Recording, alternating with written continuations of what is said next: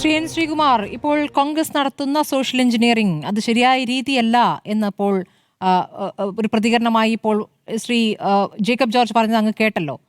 Social engineering നടത്തുന്നു എന്നുള്ളത് ചില ഘട്ടങ്ങളിലെങ്കിലും ഇപ്പോൾ അതിന് നേതൃത്വം നൽകുന്ന പ്രതിപക്ഷ നേതാവ് സമുദായ നേതാക്കളുടെ നിറങ്ങില്ല എന്നൊരു പ്രതികരണം നടത്തി നമ്മുടെ മുന്നിലുണ്ട്.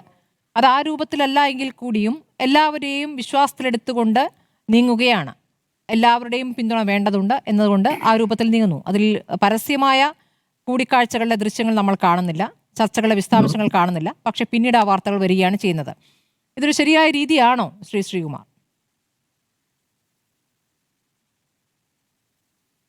നോക്കൂ ശ്രീമതി സ്മൃതി, നമ്മൾ ഈ കേരള കോൺഗ്രസ് രാഷ്ട്രീയം എന്ന് പറയുന്നത് നമ്മുടെ സംസ്ഥാന രാഷ്ട്രീയത്തിലെ രസകരമായ അധ്യായങ്ങളാണ്.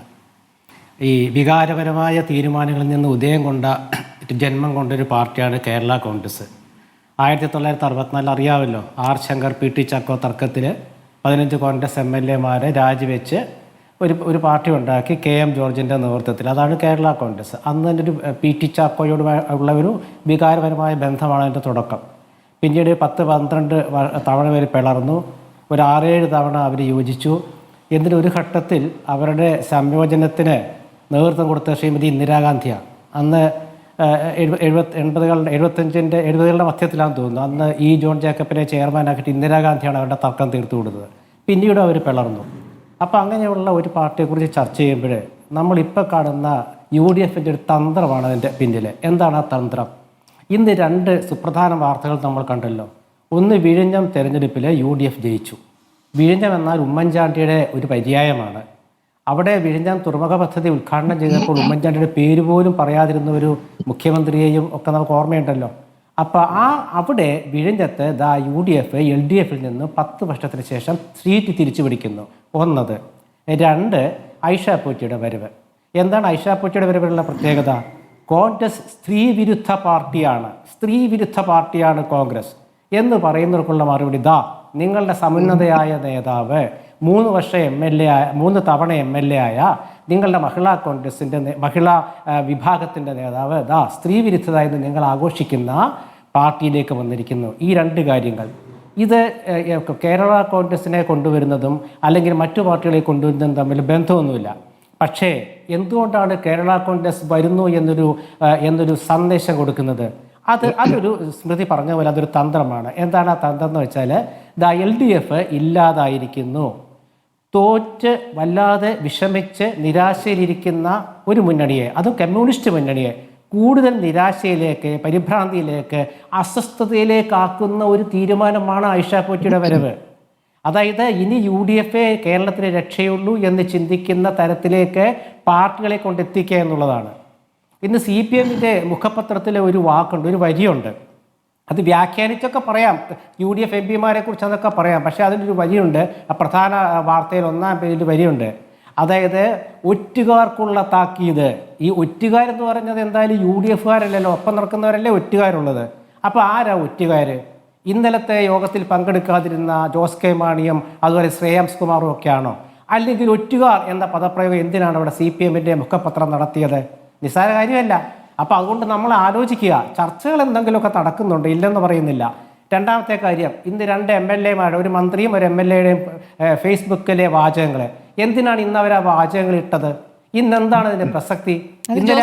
ബന്ധപ്പെട്ട വാർത്തകൾ വന്നപ്പോഴാണ് ഞങ്ങൾ ഇവിടെ തന്നെയാണെന്ന് ഉറപ്പിച്ചു പറയാൻ വേണ്ടി ഇട്ട പോസ്റ്റ്. അതെ, അങ്ങനെ പോസ്റ്റ് ഇടുന്നത് ഒരു മന്ത്രി ഒരു MLA ആണ്, ഒരു മന്ത്രിയാണ്. ഞാൻ പറഞ്ഞുതരാം, അത് ഒരു രസകരമായ സംഭവം. ഒരു മന്ത്രി ഒരു MLA ആണ്. അപ്പോൾ അതിനർത്ഥം എന്താ? ഒരു അസ്വസ്ഥത ഉണ്ടായി, LDF-ന് ഒരു അസ്വസ്ഥത ഉണ്ടായിരിക്കുന്നു. കാരണം പാർട്ടി വളർത്താൻ വേണ്ടി UDF-ഉം അതുപോലെ കോൺഗ്രസും ഒക്കെ നിൽക്കുമ്പോൾ, അതുപോലെ തന്നെ ഒരു തെരഞ്ഞെടുപ്പിലെ വിജയം ആഘോഷിക്കുമ്പോൾ, എതിർമുന്നണിയിൽ നിന്നും ഒരുപാട് പേര് ഇങ്ങോട്ട് വരുമ്പോൾ, ഇവിടെ CPMൻ്റെ നമ്മുടെ യുവജന നേതാക്കൾ കോഴിമുട്ട എറിയാൻ നടക്കുകയല്ലേ? അതൊക്കെ ആലോചിക്കണം. അപ്പോൾ ആ ഒരു ഘട്ടത്തിൽ നിങ്ങളുടെ അവിടെ നിന്നുള്ള ആളുകളൊക്കെ ഇങ്ങോട്ട് വരികയാണ്. കാരണം ഇനി കേരളം UDF-നുള്ളതാണ് എന്നൊരു തോന്നൽ വരുത്തുകയാണ്. അവിടെ നേരത്തെ ശ്രീ കൊടിവാറ പറയുന്നതിനോടൊന്നും എനിക്ക് വലിയ യോജിപ്പൊന്നുമില്ല. കാരണം ലീഗിനല്ലേ തന്നെ 5 മന്ത്രിമാരുണ്ട്. പിന്നെ കേരള കോൺഗ്രസിൻ്റെ ജോസഫ് ഗ്രൂപ്പാണെങ്കിലും കോൺഗ്രസിൻ്റെ ഒക്കെ ചേർന്ന മന്ത്രിമാരൊക്കെ എന്തായാലും ക്രിസ്ത്യാനികളൊക്കെ ഉണ്ടാവും. അതൊന്നും തർക്കമില്ലാത്ത കാര്യമാണ്. പ്രത്യേകിച്ച് ഇത്തവണ CMPയിലുണ്ട്, CP ജോണിനെ മന്ത്രിയാക്കാന്നുള്ള രീതിയിലുണ്ട്. അങ്ങനെ ഒരുപാട് വിഷയങ്ങളുണ്ട്. അപ്പം അത് അങ്ങനെ ചർച്ച വരുന്നത് തന്നെ ശരിയാണെന്ന അഭിപ്രായം എനിക്കില്ല. കാരണം ഈ മധ്യ തിരുവിതാംകൂറിലൊക്കെ ചില സ്ഥലങ്ങളിലൊക്കെ ഈ BJPക്കാരുടെയും CPMകാരുടെയും നിലപാടെന്നൊക്കെ പറയാൻ പറ്റത്തില്ല. കാരണം ഇന്നത്തെ ഒരു കാര്യം തന്നെ ഞാൻ എടുത്ത് പറയുന്നത്, കോഴിക്കോട്ടുണ്ടല്ലോ, സ്മൃതിയുടെ നാട്ടിലെ കോഴിക്കോട്ട്, അവിടെ കോർപ്പറേഷനിലെ 4 സീറ്റ് UDF, 4 സീറ്റ് LDF, ഒരു BJP, ഒരു വികസന ഏതോ സ്റ്റാൻഡിംഗ് കമ്മിറ്റി. ആ സ്റ്റാൻഡിംഗ് കമ്മിറ്റി ചെയർപേഴ്സൺ സ്ഥാനത്തേക്ക് മത്സരം വന്നപ്പോൾ LDF അംഗം സാധാരണ ഇതിൽ BJP വിരുദ്ധത പ്രസംഗിക്കുന്ന പാർട്ടിയാണല്ലോ LDF. അങ്ങനെയാണെങ്കിൽ അവർ UDFിലല്ലേ വോട്ട് ചെയ്യേണ്ടത്. അധികം ആ യോഗത്തിൽ നിന്ന് ഇറങ്ങിപ്പോയപ്പോൾ നറുക്കിട്ടു BJPക്ക് ചരിത്രത്തിൽ ആദ്യമായിട്ട് അവർ സ്ഥാനം കൊടുത്തു. അപ്പം അങ്ങനെയുള്ള ഒരു CPM പറയുന്ന കാര്യങ്ങളിലൊക്കെ ആര് വിശ്വസിക്കാനാണ്? സ്ത്രീവിരുദ്ധത പറഞ്ഞാൽ ആര് വിശ്വസിക്കാനാണ് ഐഷ പോറ്റി വരുമ്പോൾ? അപ്പോൾ അങ്ങനെ ഒരു ഘട്ടത്തിൽ മധ്യ തിരുവിതാംകൂറിലൊക്കെ BJPയുടെ അറിയാവുന്ന ഒരു ഘട്ടത്തിലൂടെ NDAയുടെ സ്ഥാനാർത്ഥിയായിട്ട് നമ്മുടെ PC തോമസ് ജയിച്ചതാണ്. അതേ കേന്ദ്രമന്ത്രി അതാണ്. PC തോമസിൻ്റെ കേരള കോൺഗ്രസിലാണ്, അത് വേറെ വിഷയം. അപ്പോൾ അതുകൊണ്ട് ഒരുപാട് വൈകാരികത നിലനിൽക്കുന്ന ഒരു പാർട്ടിയിലത്തെ ഒരു പ്രധാന ഘടകം ഈ മന്ത്രി ഒരു ഫേസ്ബുക്ക് പോസ്റ്റ് ഇട്ടപ്പോൾ ഞാനത് ഓർക്കുകയാണ്. കാരണം ജോസ് കെ മാണിയാണ് ആ പാർട്ടിയുടെ ചെയർമാൻ. ഈ കേരള കോൺഗ്രസിൻ്റെ ചരിത്രം വെച്ച് നോക്കുകയാണെങ്കിൽ ആ പാർട്ടി നയിക്കുന്ന ഒരാൾ ഒന്നുകിൽ മന്ത്രിയോ അല്ലെങ്കിൽ അതിലും വലിയൊരു പദവിയിലോ ഇരിക്കുന്ന ഒരാളാണ്. ഇവിടെ ജോസ് കെ മാണി വെറും ഒരു രാജ്യസഭാംഗം മാത്രമാണ്. അപ്പോൾ പാർട്ടി അങ്ങനെ വളരുന്നില്ല.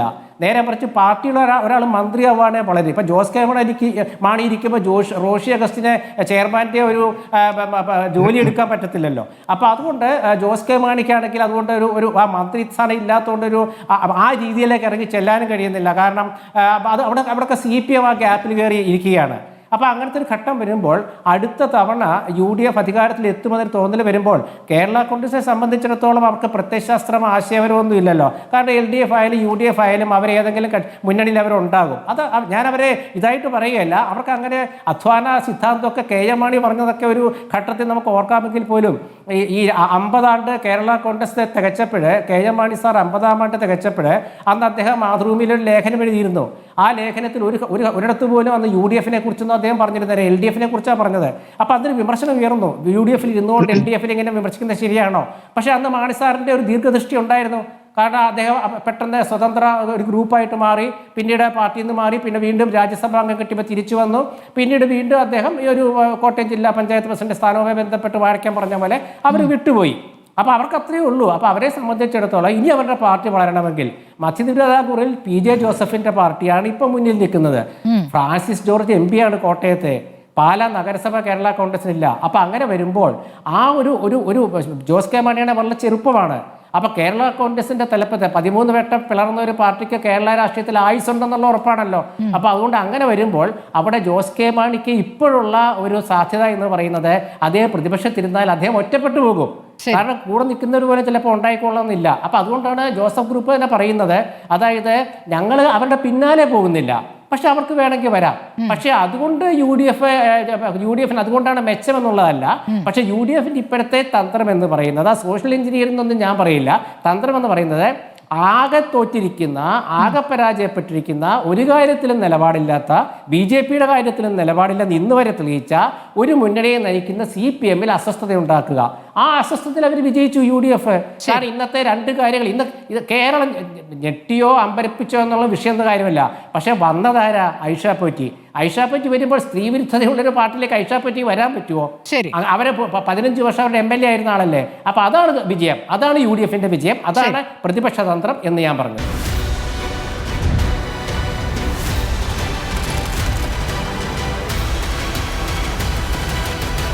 ഡിബേറ്റ് വിത്ത് സ്മൃതി പരുത്തിക്കാട്.